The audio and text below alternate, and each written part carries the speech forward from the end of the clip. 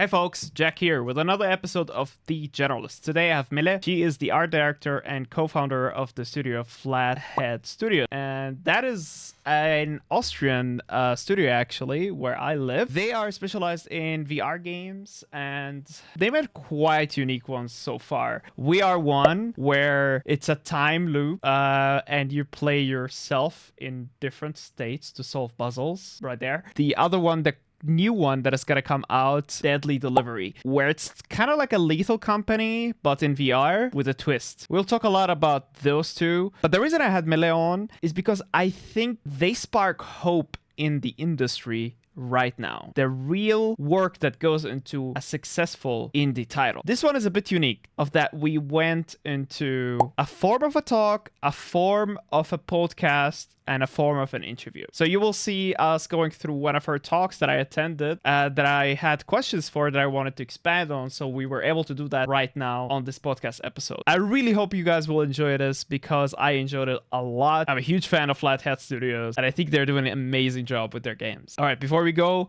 please, if you haven't liked yet or subscribed, please do so. It really helps the channel so I can make more of this content and innovate more on my podcast episode. I'll let you enjoy it. Hello, everyone. Today I have Melle.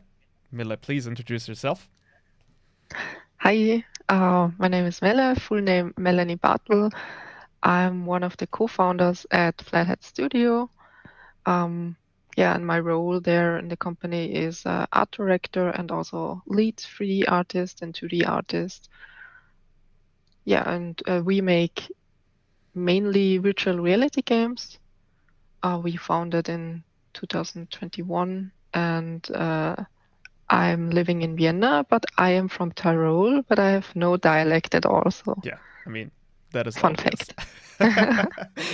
Perfect. So you're based in Austria. That is great. So am I as well. So I wanted to ask you, take us through your journey, like your childhood a little bit and all the way to where you are right now. So when does the interesting things happen in the childhood? I always drew a lot, like really a lot. And my grandparents from my mother's side was a art teacher. I've never met him, but I have the very old sketches of him, and they're amazing. And I think I got the art skills or art motivation from his side. School-wise, I visited the HTL Bau und Design in Innsbruck, where I studied graphic design. So I have a graphic design Ausbildung. What's that in English? Education. Yeah, by the way, my English is not the yellow of the egg. Yeah. I got your back, don't worry. Oh, thank you. For the diploma project of the school, I made a graphic novel with a friend. So it was a 2-person project that was based on a book called The Café on the Border at the World, in German, Das Café am Rande der Welt. It is originally in English, but I can't remember the title right now. That was a real fun project, a big milestone probably in my development, art skills development. And after that, I visited the University of Applied Sciences in Salzburg, FH Salzburg, where I studied multimedia art in bachelor and master. What was that? Which year?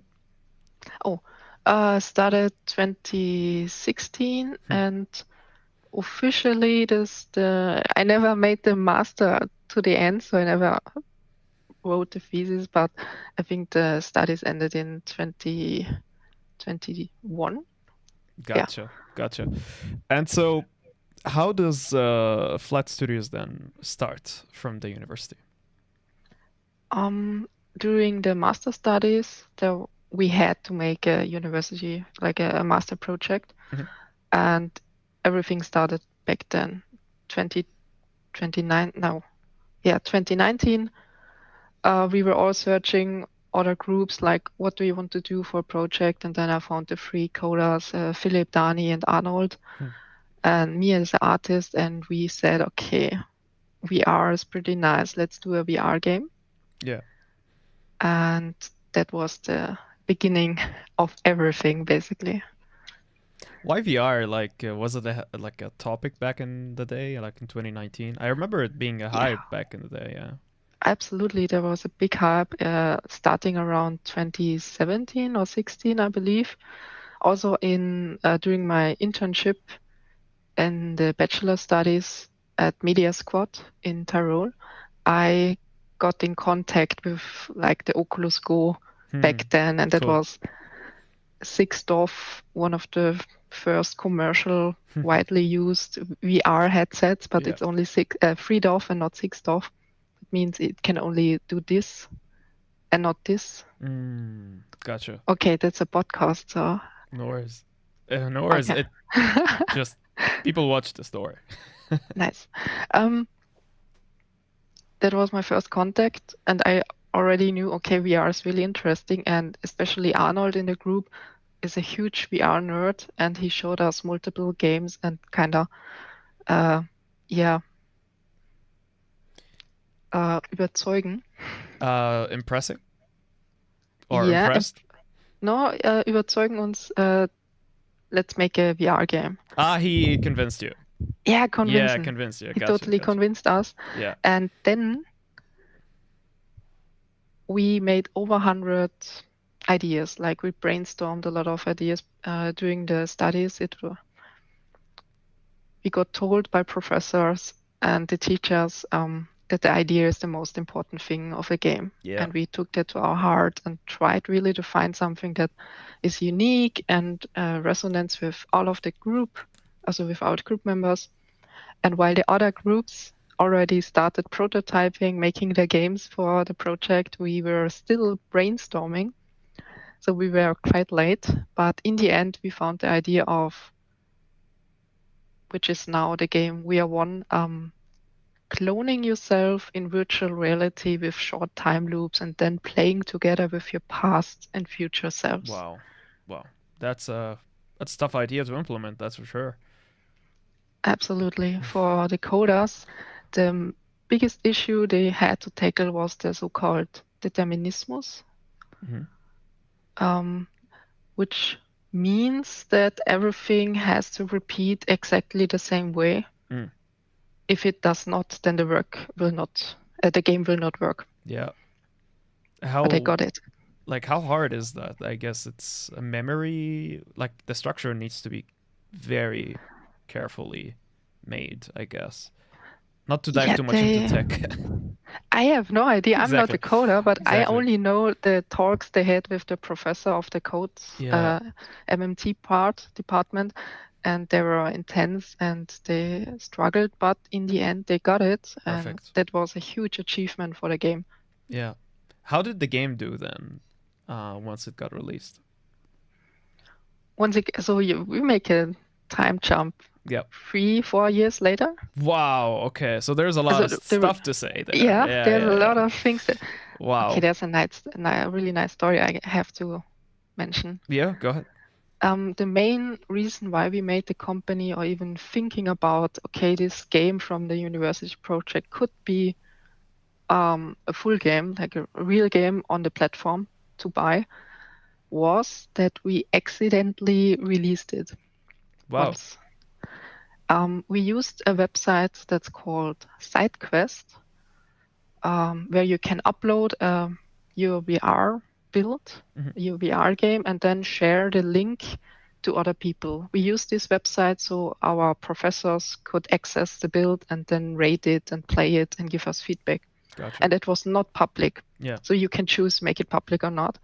And one day the link didn't work anymore. And Arnold, he was like there sitting and thinking, oh, no worries, he will just make it public, the game, the prototype we were working on. And in the next coming days, we suddenly got reviews and comments on the game saying, hey, that's a really nice game idea and they love it. And it got more and more and more. Yeah. And this convinced us to, okay, maybe this game has potential and we should like work on it further even after university. Wow, I mean, that means the core of the game was very resonating with people. Totally. Then you know that you're making something really unique. How far was the art, would you say? It was so ugly.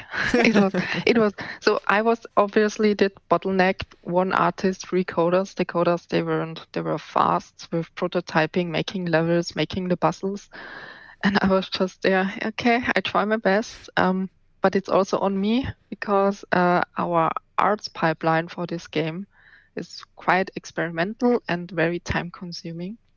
So at the moment when the prototype, as a very early alpha, yeah, maybe not even alpha build with some levels went live, it was just gray box and Wow. very ugly. But that's every game at the very beginning, I would say. Very prototypey, yeah, just communicating the basic ideas. Yeah, but I mean, if people were playing it and it was resonating with them, even though the art, let's say, was not there yet, that means you got something really, really at its core. It's playable and it's unique, right? Yeah. And I rarely see innovation in this industry generally, not just VR, like in this industry completely. Do you think choosing VR had forced your hand to innovate, or were you like looking at the industry and wanting to pioneer in something anyway, no matter what the medium was? We researched a lot of other VR games that were out back then. For example, Pistol Whip, Super Hot, Yep. Beat Saber, and so on and so on.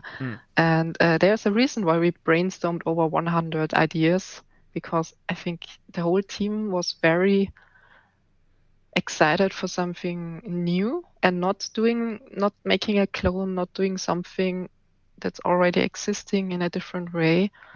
And I'm not sure if we like actively think about it. Yeah, let's make something innovative. It was like more like a stomach feeling, belly feeling to do it.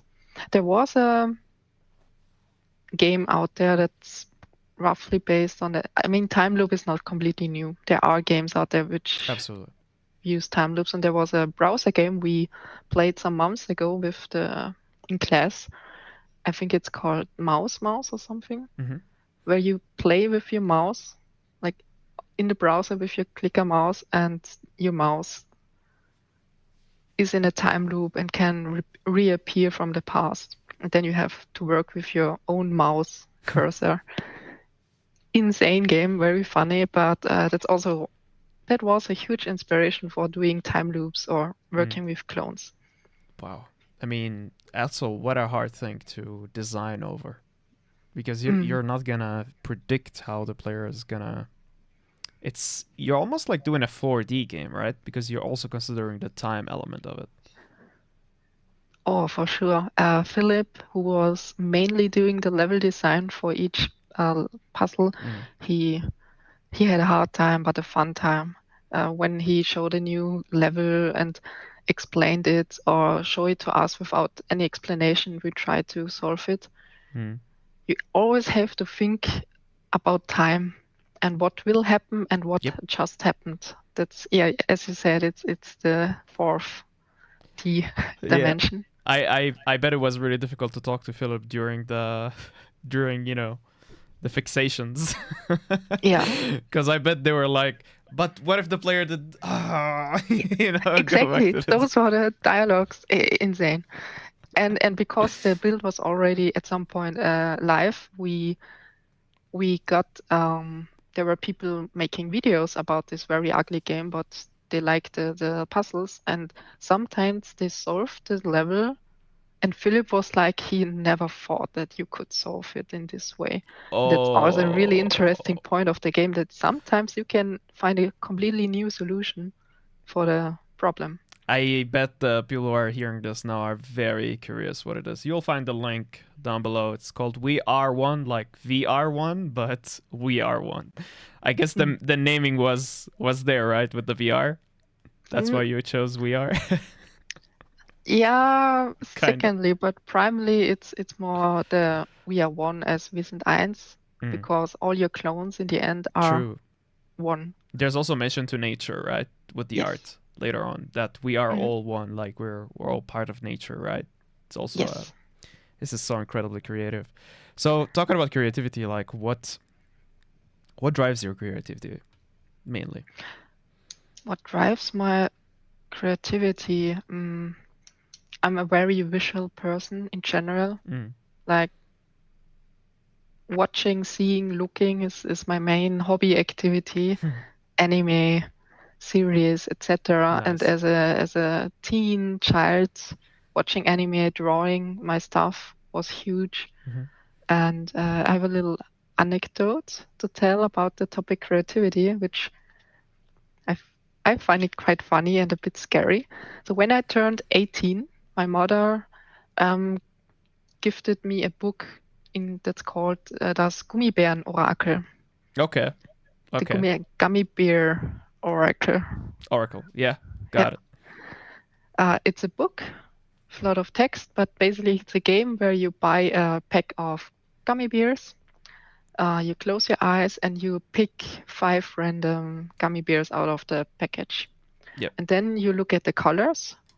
And in the book, you can then see what color combination and and this will tell you things about yourself and about Interesting. your future. Okay.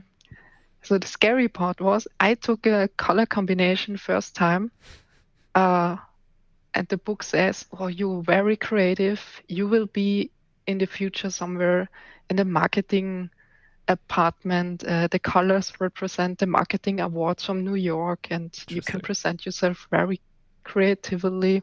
Yeah. And you like to draw, you like to present and stuff." And I was like, "Wow, that's scary," because creativity, okay, that's a huge, huge thing for me. Hmm. And was it true? Did you get awards in New York, or was it close? It was close. Like our game, we have won. Spoiler, we got finalists at the DICE Awards in Las Vegas, but that's not New York. It's close enough, Yeah, though. It's close close enough. enough. So I think we're jumping like a lot, but Yeah. generally it's good because we're going through the topics quickly so people have an overview. So it starts as a university project, 4 people, right? hmm How the heck do you still make it 4 years later? That sounds impossible. So the company structure changed a little bit. One person completely left the company. Hmm. He wanted to do his own after we are one. Currently in the core team, we are 3 people. And after we are one, like university, we are one started, we made the company because of fundings, and then we are one got released. And right now we are still here. We achieved the 3 years mark, Hmm. the the struggle years as Hmm. a Selbstständiger, the thing you have to watch out. But we got it, and we are fully funded with the new project, Deadly Delivery. Deadly Delivery. And how did you make it through the 3 years? Were you funded by yourself, or what was the Um, main? we got funding for We Are One from multiple organizations. The first thing we got was AWS First Impact. That was a Hmm. huge funding, a state funding. Yep. That was also the reason why we had to make the company. Hmm. So Hmm.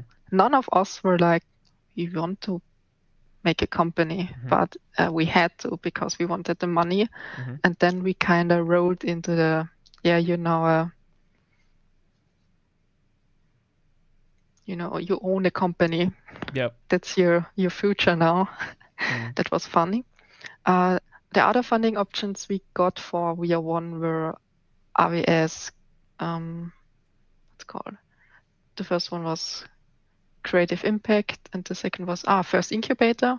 Hmm. Also startup funding where we Wow. got money and a lot of workshops that helped us learning entrepreneur skills, Wow. marketing skills, That's etc., amazing. etc. That's That's amazing. really nice. Yeah. We also got a lot of support from the local FH Startup Center. from the university. Mm-hmm. Shout out to Natasha. She helped us so much. Mm-hmm. It's insane. And then we also got funding from Salzburg with, I think it's called Factory. Awesome.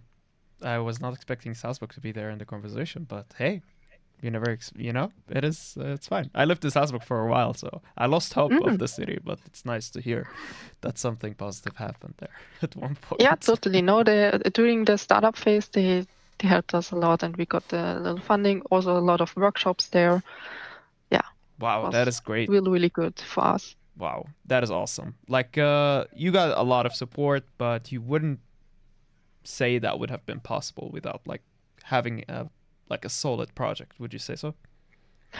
Absolutely, the project has to be solid, as you said, and you also, as a person, you have to be conscious. Or no, what do I want to say? You have to think, okay, you're making a company. Yep.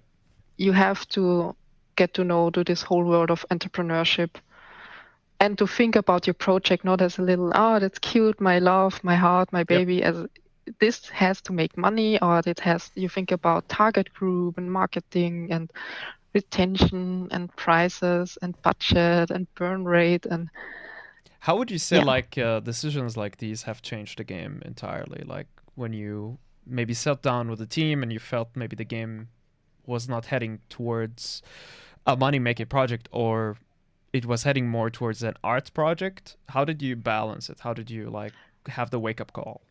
It started totally as an art project. For example, the art direction, as I mentioned, was very experimental with the watercolors, textures, or the whole art pipeline, which is time consuming. Yeah. As, can I swear? Yeah, as fuck. As fuck, yeah.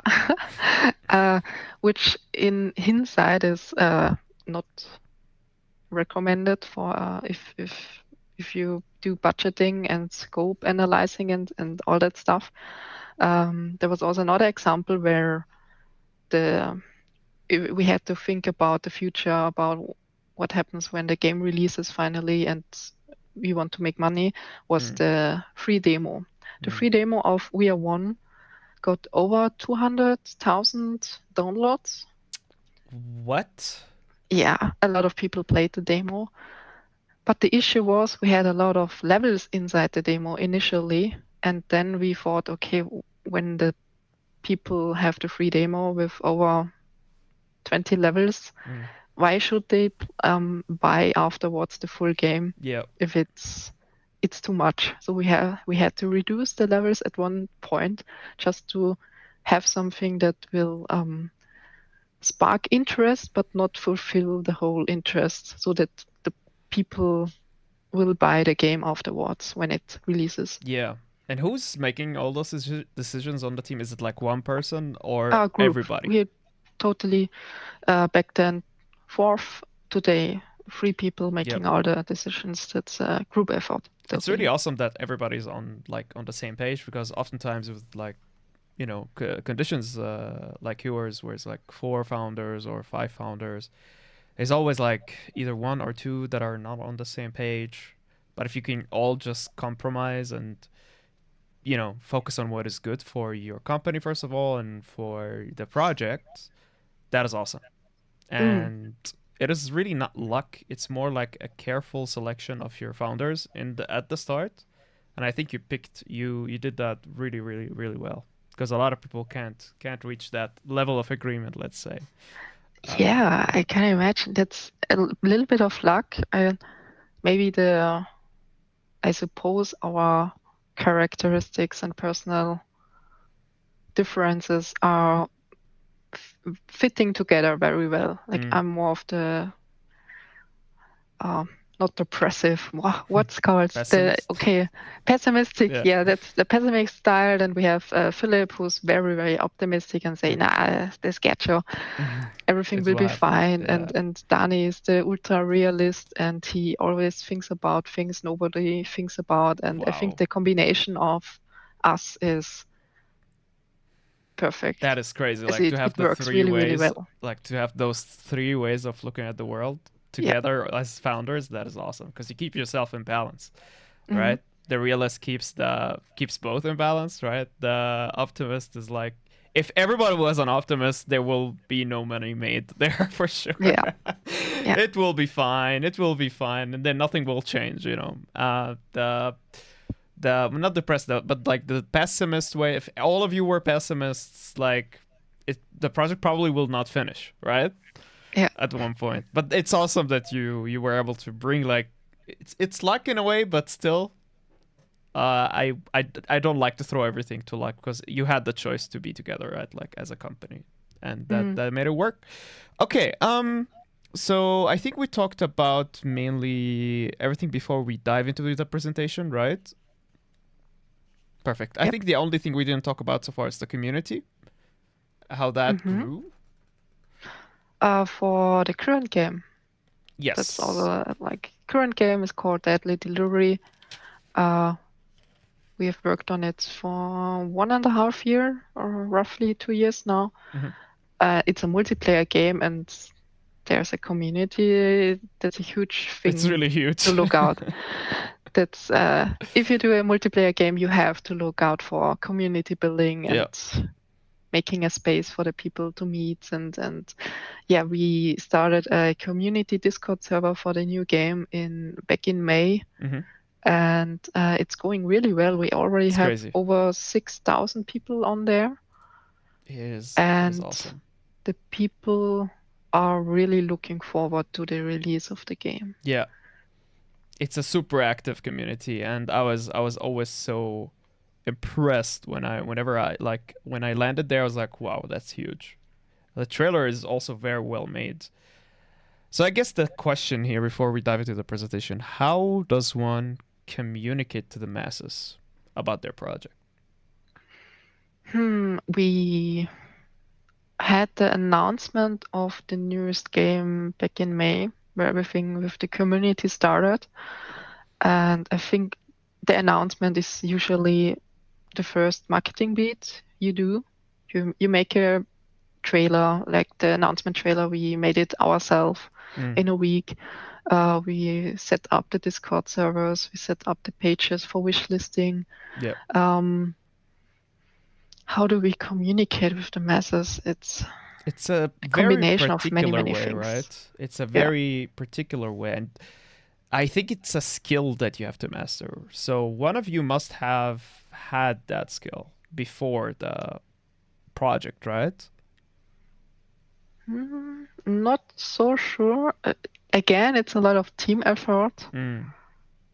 For example, Dani is really into marketing and having a big overview about all the things that affects your game announcement or your build up of a community. For example, if the people talk about it on Reddit or other Discord servers that are focused on virtual reality, if they talk about the game, looking at YouTube, looking at the comments of bigger VR influencers, if there's something. And also we copied a lot of some marketing or community building strategies from other games. Because it is a thing that you share with the others. It's not I have a strategy and that's mine and no one can copy it. Yeah, it's that's like very you don't have thing. to reinvent the wheel. Like right? Totally. Yeah.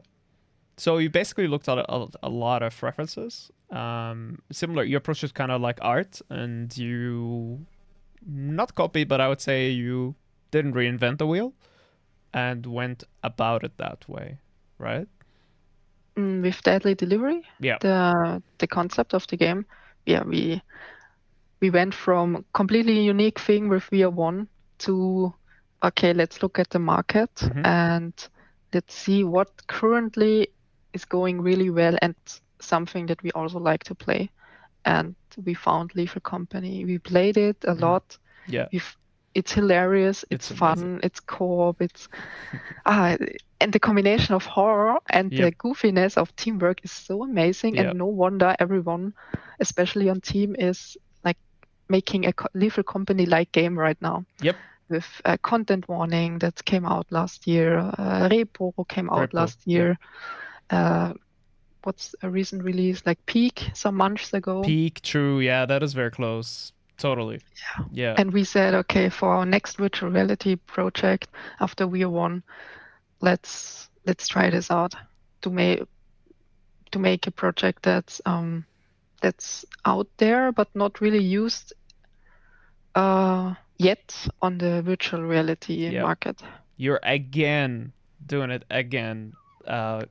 Taking a medium that has not been explored yet to its fullest and enhancing it by taking game mechanics that maybe already existed, but now offering it in a package that no one else in the market is offering, because either they're too afraid to do it because, oh, what if it fails, and they don't want to take a risk, but you're taking the risk and it's paying off because you read the market well. Like, the reason I smile when you talk, because I'm like, that is exactly how I would have approached it if I had a team, right? Like, I'm smiling because, like, how can those big and it's a good thing they don't see this, but I'm like, how can they not see this? How can they not believe that this would work? And it's all like beyond awesome that a local, like in Austria, a local team of 3 is doing this, and it really makes me so happy.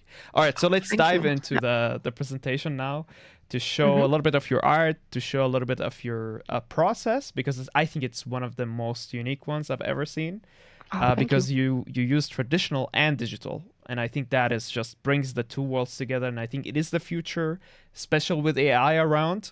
We need to bring traditional with digital in a way, either leaning more towards digital or leaning more towards traditional. So I think you're doing that very well. So I will switch now to the screen share element here. So, hey you, sorry to interrupt, but if you're really enjoying this episode, don't just watch. Let me know what you think in the comments. It really motivates me and helps the channel. Leave a like if you like it, and subscribe. It's a simple thing, but it really helps the channel. Thanks so much. Dear little Sproutling, you are a special one, able to experience time a bit more flexible. Wow. Awesome.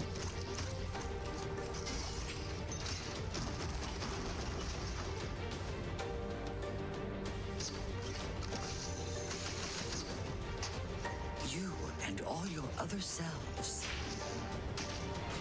you were created a part of me. Hell yeah. But those are the clones. Oh my god. Cool.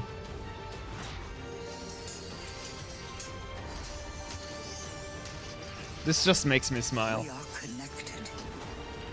We are nature. We are one. Oh my god. This is awesome. Okay, I can't wait until you dissect like the art style now and tell me more about that. Yeah, so we are one, as you can see, that's quite organic but also very cartoony. Yeah. I think you can see the Borderlands inspiration. Borderlands was a huge inspiration during the art development of this game. Yeah, I can see that. But it's less dirty in a way. You know what I mean? Like, I guess it's the vibrance of the colors that are making it less dirty in that sense. I think it's also the combination of the watercolor textures. Like, they are quite soft and subtle, and then you have the bold black outlines and the bold black details on each of the assets. Yeah. We use abstract colors, as you already said, that have a high complementary contrast. For example, in all the levels that are nature inspired, like a forest, it's green and has color, and the further you go into the world of the machines, it gets less colorful, like only grayish, and you only have the skybox and the fog that gives it various bold colors. For example, here the red thing. It's just so unique. We try to achieve that all the important things, like the clones over here, and the weapons and the important assets, are highly saturated, very using abstract colors, have bold outlines, and everything in that is part of the environment has lower saturation, Yeah. has more simplified shapes, and is not as in your face as the characters or the items. What was the reason to make them stick out more? Is it because you see your own clones in the game? Gameplay, yeah. Gameplay, especially. yeah. Just so we saw during play testing phases that at one point it was just too much greenery and stuff, and then you lose the overview of the important things. For Gotcha. example, do you see my mouse? Yeah, I see your mouse. Right. So Yep. these things are the only areas where you can spawn a clone, like a sproutling, and you have to be able to catch them Gotcha. from far away. That's why we tried to. What does this plant have a mean then? difference. This little plant there on the right?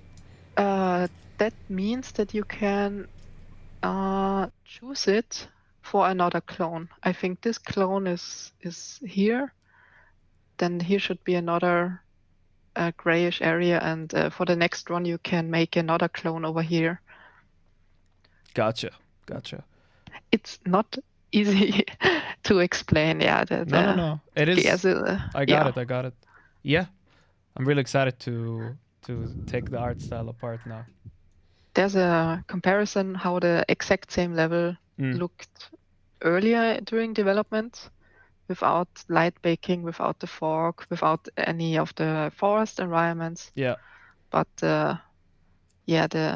in our pipeline, all the gameplay relevant things like the game design and the levels were prototyped, and then afterwards we put all the art. It's funny you say in it. early development, but this looks final. This looks finished. It's ugly. Don't say that. Yeah, early 2021 May. Yeah. That is like 2 years into development, correct? Yeah, kinda. We spent end of 2019 with brainstorming, and prototyping started beginning of 2020. Perfect. Like this. So you can see this is the overview where you start a level, then you can select spots to grow your clones, and those orange things are the robots, and in each level the main goal is to shoot all robots, because the robots are evil and they do too much. They steal the resources of the nature, and that's the lore of the game basically. Awesome. It's hitting too much at home, like with the current settings of the world.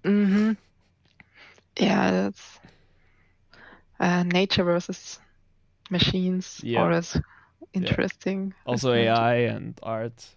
It's really resonating. Oh. Yeah. That's a new meta topic. Yes. A new layer.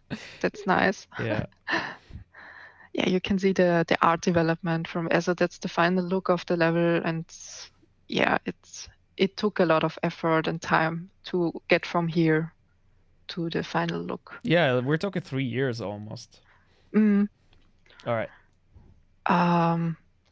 This is like at the very beginning during university when I started the art. VR is resonating much more than if it was completely digital, and especially like with the world right now with AI taking over the digital world. Let's say I think we need to, make workflows like that more often now, especially in game development. Yeah. And I think that is what will make your project unique. The more you do of that, the more it's gonna be unique, I feel. I'm totally with you. That's the creativity of the medium has so much impact. For example, there's a game out there currently, I saw a video about it. They make all the assets with clay in real life, and then make stop motion, make photos of it, and then you have the single animation clips of each asset. For example, the explosion, but made from clay. Wow, and the whole game is that's awesome. just clay. Wow. It looks amazing. I love it. More of that, please, people. More of that. Yeah. Less of the AI stuff. This bubble will burst, I'm telling you. All right, let's go. So the workflow, because everything was handmade, as each asset is really handmade. We didn't use any procedural generated shaders or something in that direction. It was time intense. Yep. So not each asset uses a unique UV set, but most of them uses it. And for the watercolor textures, I painted multiple A3 papers in real life, scanned it, and in the end, I have a huge library of various watercolor texture variants and gradients and strokes. And for example, here the little circles or the gradients over there that I can later on use in the asset production of each asset. Wow. And the black lines, these are made in Substance or in Photoshop digitally with my drawing tablet. And here's an example of a pile of wood Wow. that is quite low poly without the texture. And then I clicked on the texture. That's so crazy. It's such a crazy transformation. Like Oh, when I thank you. saw this, although I was busy like doing my slides and cuts, right? I was like, wow, she's really good. That is incredible. That is thank so you. good. And because it makes sense, you know, VR is very heavy. You're literally rendering the same scene twice in 4K, right? And you're stitching it together. So this here, that's amazing. It's amazing how the limitation becomes the unique part of your project. I love this stuff. The limitation, it sparks creativity and innovation. The more you're limited, the more creative you have to become. Exactly. For this game, we only use the albedo map, also the color map. Yep. We don't use any normal maps or smoothness, glossiness, roughness. Yeah. That's also better for performance, but we don't need it for the art style Yeah. we implemented. This is, for example, Mother Nature down there in her final form. Everything you can see here is made inside the texture. This is crazy. This is awesome. So, I love this. thank More you. of this. This is so cool. More of her. So I made her hands as a little gift showing the modeling process, then the first texturing process. I always start with the black lines, like the details. I'm drawing a comic, but on the textures. Yeah. It's like I mentioned with the graphic novel I did back in HTL. It's a skill, like it's very cartoony, comic-like, but the mix with the watercolors makes it a bit more softer, and the colors overall make it softer and interesting to look at. Down here we have the example of one of the heart of the machines. They appear in the end games. So spoiler alert. Wow. I just love the steps here. So the second step, you added the color, right? The green one is just a proof color. Got it. It doesn't mean anything. The third, but I start with the black lines, the details. This is all drawn in down here, and here I start implementing the watercolor textures, and that's the final. That is the awesome. final look. It's all in Substance, right? Like it can also be done in Blender, basically, but it's so the 3D models I use Maya, Autodesk Maya, and for texturing for VR1 I mainly use Substance and sometimes Photoshop. Got it. What is this? Such an awesome looking thing. Oh, so regarding the outlines, so if you were wondering how we made the outlines, we did not use a shader, and we have here the sound is not important. Yeah, here we go. Use the old school version. Yeah, the better looking one in my opinion. It depends. So we didn't use a shader because we tried out many shaders with the Quest 1, and the Quest 1 is a potato in regarding performance, and we had so much better performance with this approach where you copy your asset, make it duplicate, flip the normals, extract the normals, flip it, and make it black. Yeah. And then we got a little shitstorm on TikTok because the people just couldn't comprehend that this is better for our use case than just using a shader.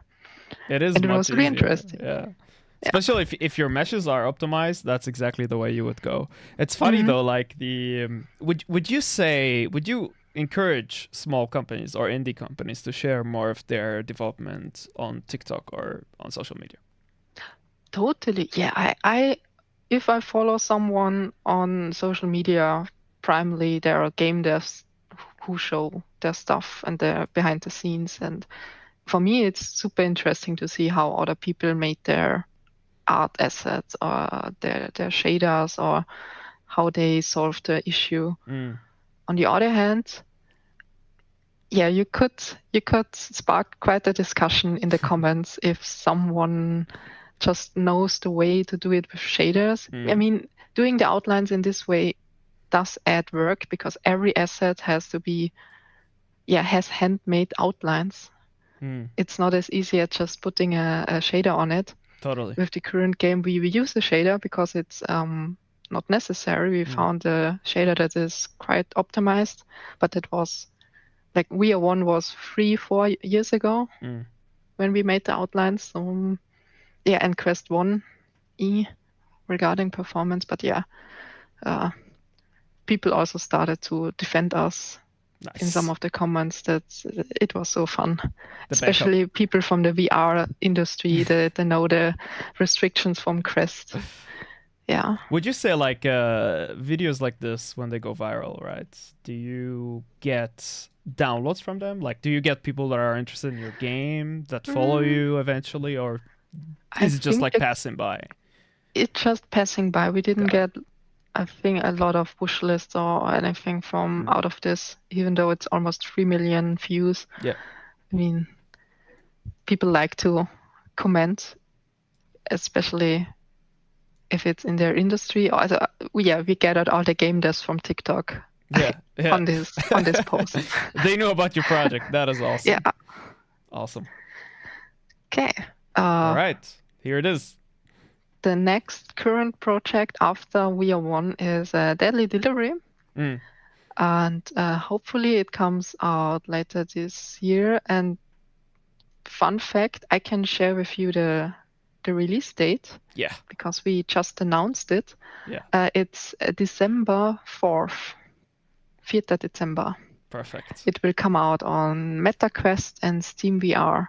And it's multiplayer this time, where you can play with your friends in groups of 4. It's co-op. It's basically a Lethal Company-like, where you have a goal and you try not to die. So in this game, you are all goblins, delivery goblins, and you have to deliver parcels into haunted caves and mines. And there inside these caves are monsters and various hazards that will try to kill you or haunt you. Shall we play the trailer? Yeah. All right, I'm gonna play it right now. So give me a second here. Perfect. Here we go. In 1, 2, 3. To the dungeon, deliver the packages, bring back the money, and maybe don't die. Let's go. Maybe don't die. It's gonna be so easy. It's gonna be so easy. Oh, nice. There's a door. Oh, that's you. Wait, let me, yeah. No, let's get this. Yeah. Okay, someone up. Hello. Oh. I will fill it. Wait. Thanks.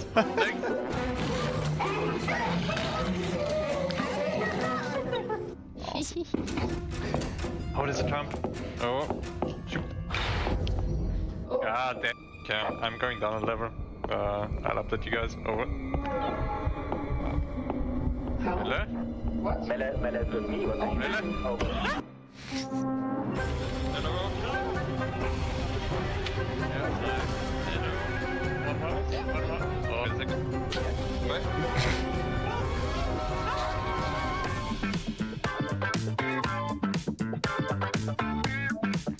I love this. Whoa, wait. The most important feature, you can slap each other. That is the killer. Like, that's why you got so much into the community. People want to slap each other, that's for sure. What an amazing trailer. Like, how do you even where do you start? Like, you have to be an awesome person to be able to, like, you have to be funny, right? You have to be like up to date to what works. I feel like I don't know, you can't teach that, I guess is what I'm trying to say. Yeah, for example, at the beginning from the trailer, the very short clips of what will happen is called foreshadowing, and that was a trend on TikTok. Got We it. saw that and we were like, yeah, we have to do that. So Wow. we try to implement current social media trends into the trailer. Wow. And for this trailer, we recorded ourselves, and as a preparation for talking in English, we said, okay, at the day of the recording, we will just start the day and just talk English so we can get into the mood and the jokes. Love it. Wow. So you're not doing this out of like improvising. You're doing it, you're studying it, and then you're We also made a script. script and everything. Trying out, seeing what scenes we can play, which are funny for the trailer. So we don't do a lot of improvising at all in our company, I think. Yeah, I think that is a great point to put here, because the trailer feels improvised. However, it's very, like, if you look into it, it's very planned. Because I think a lot of people look at a trailer like this, they're like, of course, like, these people are funny, they're amazing, like they could just record any video and it would work. It's easy to go into that mindset, but when I hear it from you and you're like, we actually planned this, we actually wrote a script, I'm like, okay, so if I approach it the same way you approach it, I can also, or I might also, make something as unique as that, right? That was the huge challenge, to make a script and then record all the things and not make it look like we just do This is so good. what the script says. So how do you not make it artificial or sound artificial? Because you could go the route of like planning everything, but then it feels very, planned, very scripty. Taking a lot of takes, and our game has the nice side fact that it brings weird situations with the monsters, because the whole dungeon is procedurally generated. So we don't know what will happen inside the dungeon. That's if, awesome. For example, there's the monster from the ceiling, and at the same time a Krampus can appear just behind you, and then the whole script is ruined because it was not planned, but you keep going. I also love that you took the heritage, the heritage element, and you made his eyes like the Krampus, like the busy icon from Discord. It's so perfect.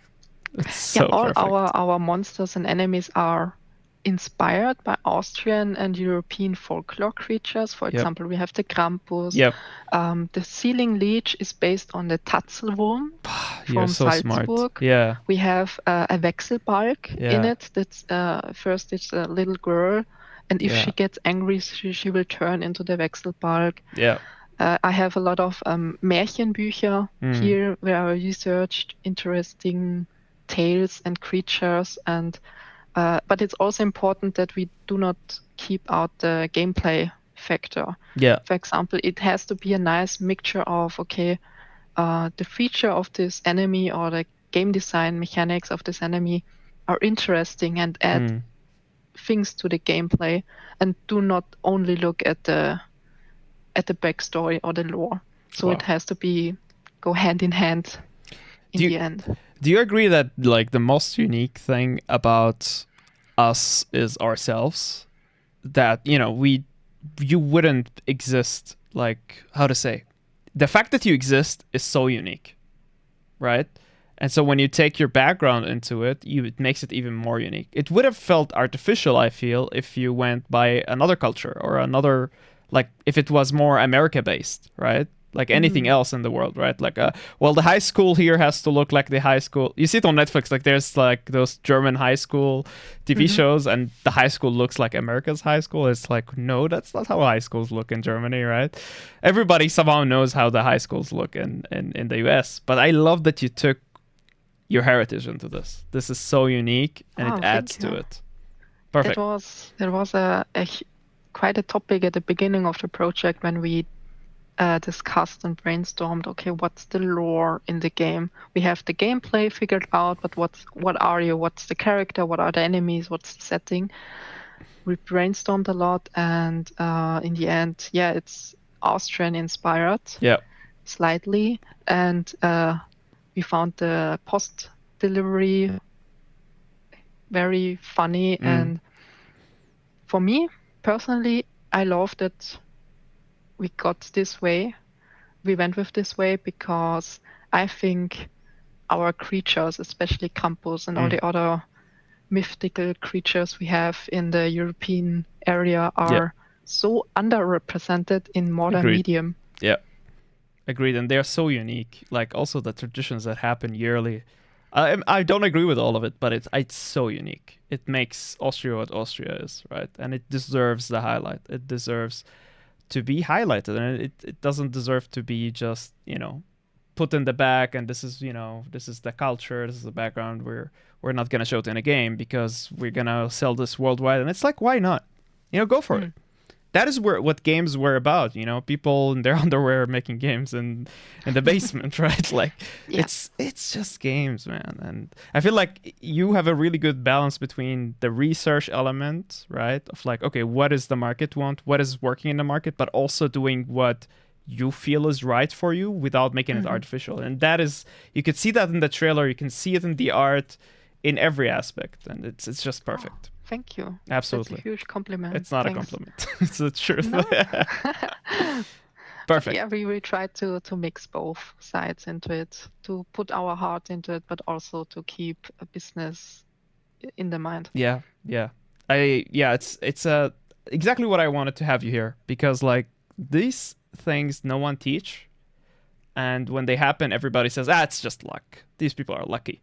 It's like, no. Well, just listen to them. You know, there is something here, and it's nice that you prepared all the presentation.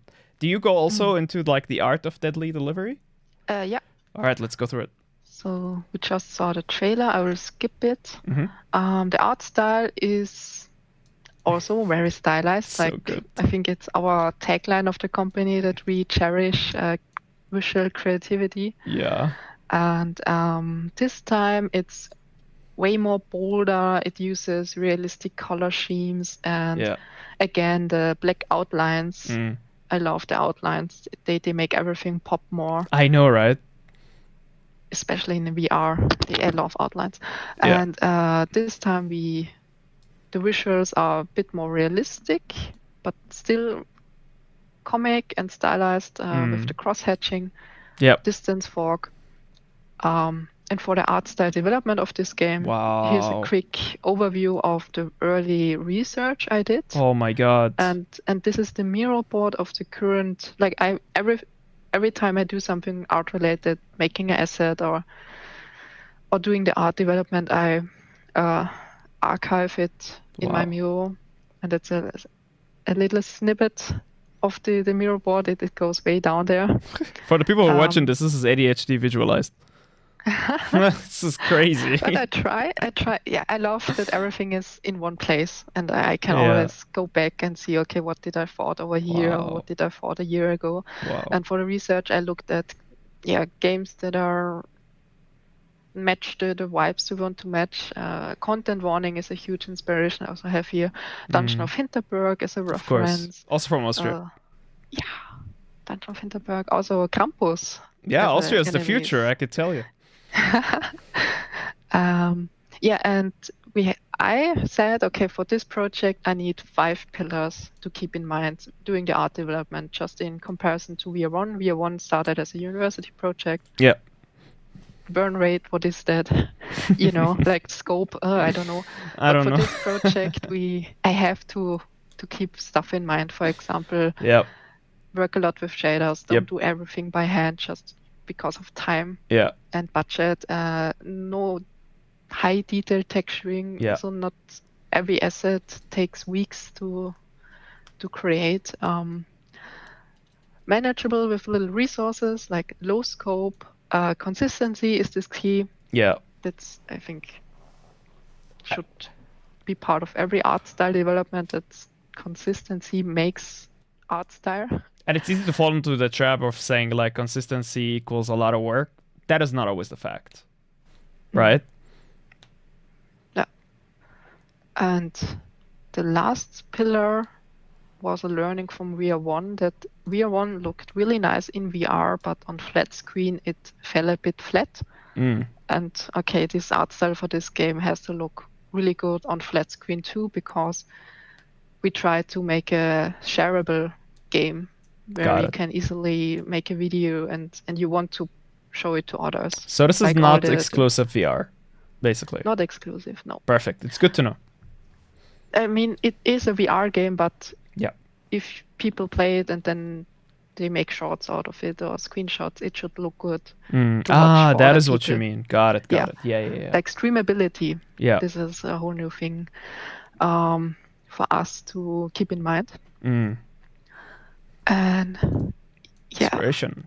to make it short, in a nutshell, you could say the art style of Deadly Delivery is what happens if VR1 and Content Warning makes a baby.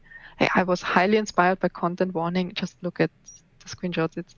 It's a nice mix of extremely moody lighting and bold cross-hatching. Yep.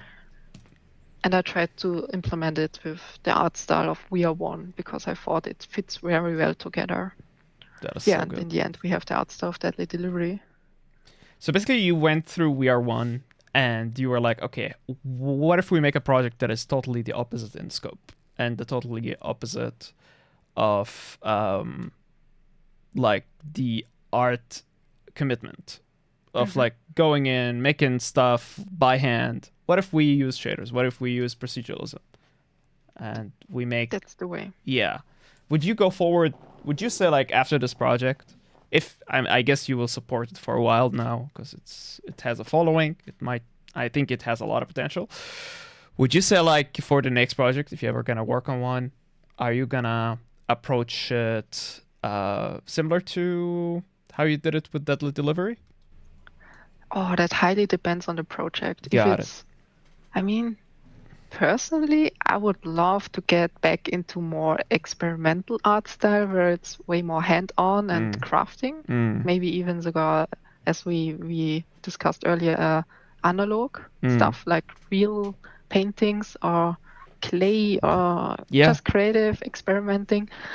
But it depends on the next project, of the scope, of the budget. Yeah. But your next project will be determined by the market. That is you're sure about. Perfect. Okay. And how well the Deadly Delivery will do when it launches. Perfect. That's awesome.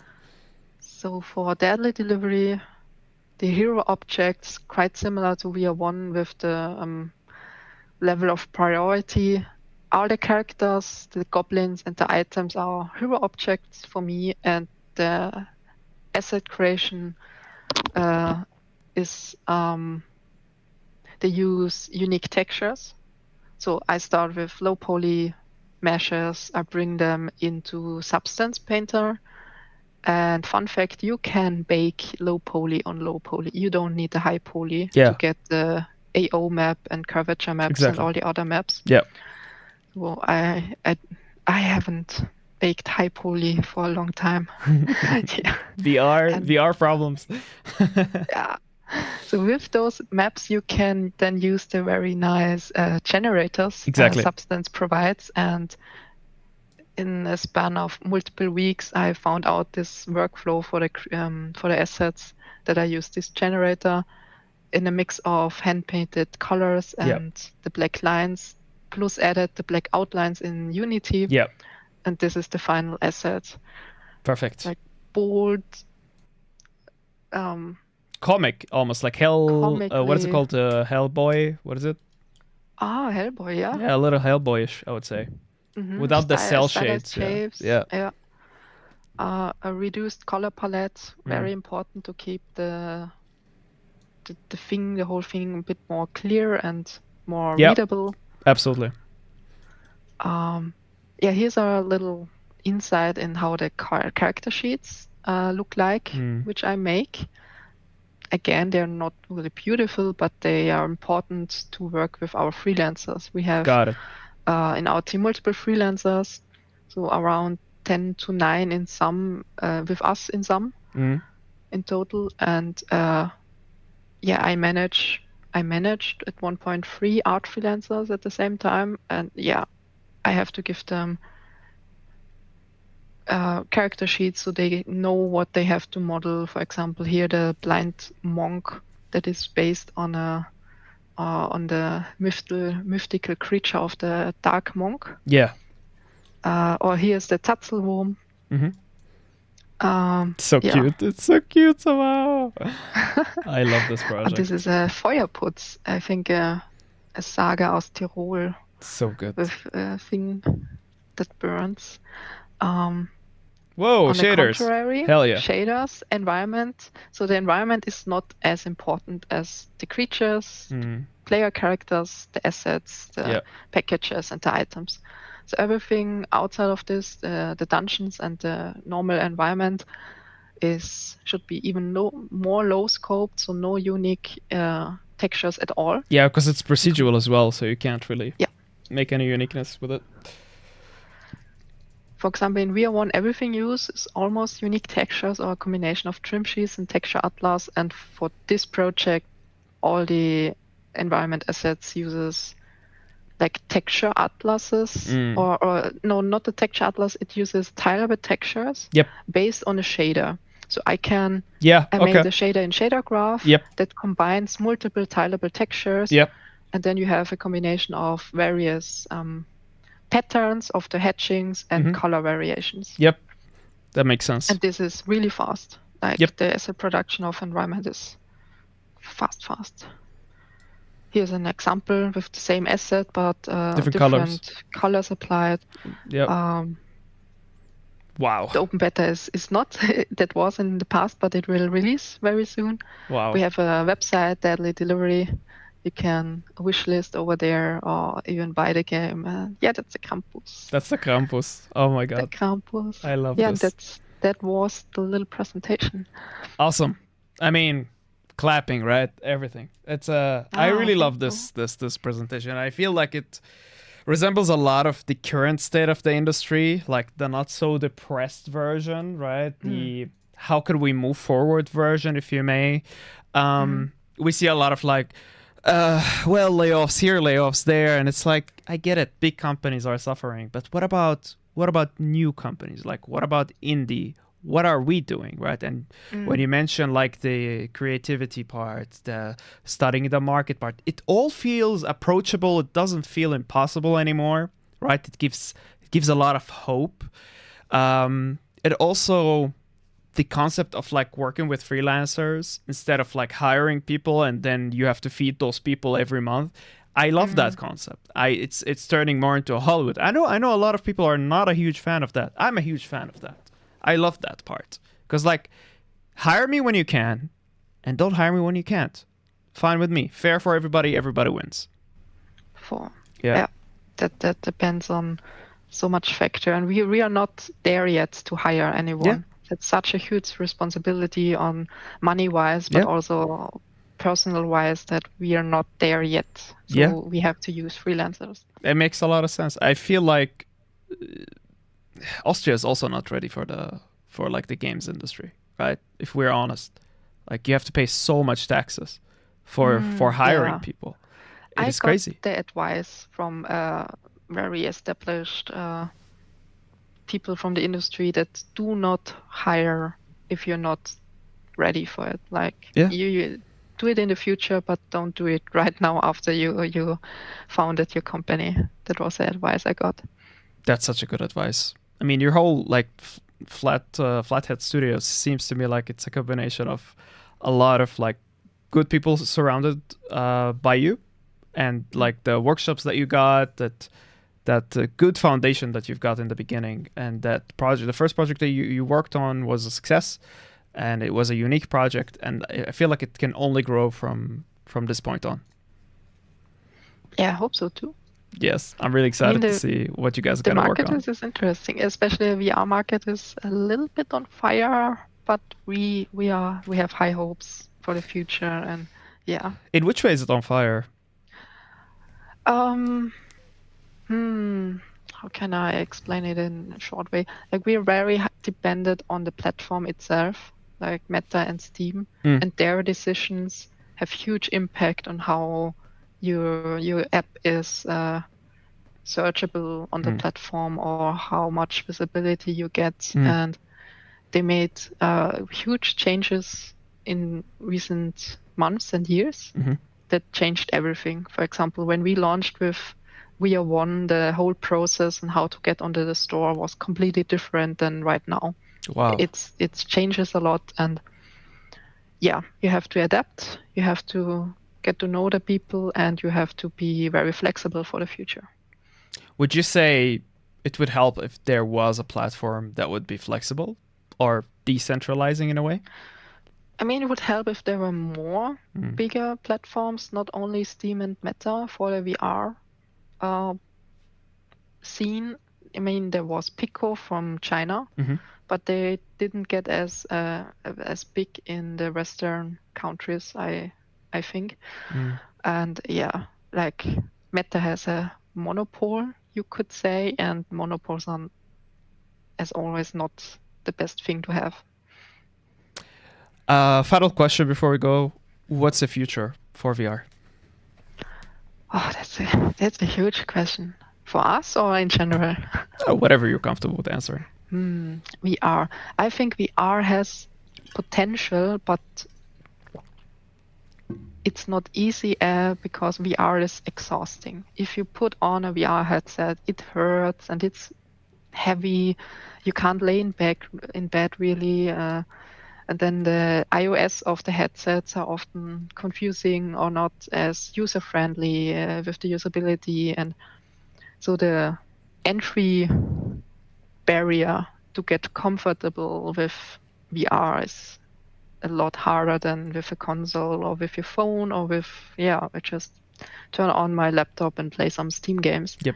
I think that's the thing that has to change. And if it changes, VR has such a huge potential to also implement into the everyday life. For example, maybe while cooking, maybe not, or if I do my laundry, I can watch things on VR headsets or play a little game that's implemented in my everyday life. Yeah. Yeah, I think it's a definitely a tough one, VR. However, there is a market. There's people who already made the purchase of their VR headsets. They can't back down from that, meaning they're always on the look for something fun. They're always on the look for maybe a cross-platform game, and I think that's an area not a lot of devs really explored. It's very underutilized. Cross-platforming, I think, is so fun, especially VR Giants, which are also from Austria. I feel like Austria needs to be the capital of VR. Like, wake up, Austrian government, damn it. Like, come on, let's make this stuff happen. Maybe we make the store. Maybe Austria makes the third store in the world for VR. That would be awesome. We make it going. But yeah, I feel like there's a lot of underutilizations happening, a lot of fear from risk. But in the end, you could make a game that is both in VR and not VR. And those who are in VR can be getting the enhanced version of the game, rewarding them even more. I wish there were more support. We were thinking if we want to do that with Deadly Delivery, because then if you have a platform on flat screen, you also get the normal flat screen players on Steam. But yeah, budget and porting, that's maybe in the future. But we were thinking about it. I think it's a good addition to the game, but of course, budget decides everything, and you shouldn't just make the decision on the go. But I could see a lot of players be like, I would like to invite my friend who doesn't have a VR headset to play with us, because it runs on a potato, I guess. It's a better potato now. You can't complain with the Quest 3 or 2. All right, this has been a lot of fun. Is there anything you would like to promote before we go, or maybe it's an advice to some people? Mine to promote Deadly Delivery again will come out at 4th December this year. If you have a headset, maybe buy it and play as a goblin, deliver some puzzles. And general advice, I would say you can. No, I will repeat advice I got from the Pixel last year. Magic happens outside of your comfort zone. That is true. Yeah. I will end it on that. And for the people who are watching, leave a like, comment, let me know what you think about the episode. If you want to reach out to Melle, I will leave the information. And if you liked it, like, and if you disliked it, I don't know why you're still here. Yeah, have a good one. I'll see you in the next one. Hey you! Sorry to interrupt, but if you're really enjoying this episode, don't just watch. Let me know what you think in the comments. It really motivates me and helps the channel. Leave a like if you like it, and subscribe. It's a simple thing, but it really helps the channel. Thank you so much. I'll see you in the next one.